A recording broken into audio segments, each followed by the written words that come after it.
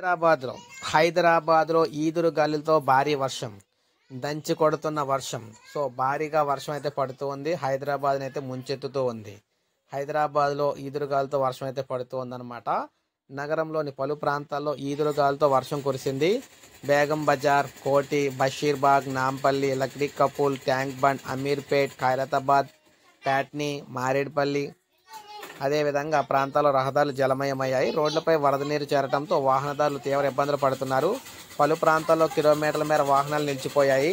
ఉపరితల చక్రవాత ఆవర్తనం ప్రభావంతో రాష్ట్ర వ్యాప్తంగా వర్షాలు కురుస్తూ ఉన్నాయి. ఈ ప్రభావంతో తెలంగాణలో రానున్న 3 రోజుల పాటు భారీ వర్షాలు కురిసే అవకాశం అయితే ఉంది. గంటకు 30 నుంచి 40 కిలోమీటర్ల వేగంతో గాలులు అయితే వేస్తున్నాయన్నమాట. గరిష్ట ఉష్ణోగ్రతలు 2.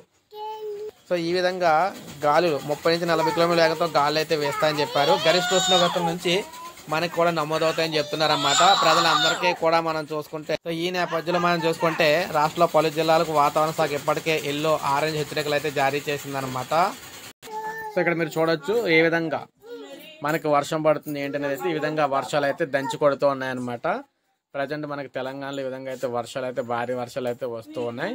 ప్రజలందరూ కూడా ఇదైతే గమనించాలని చెప్పేసి చెప్తూ ఉన్నారు ఈ భారీ వర్షాలకు సంబంధించి.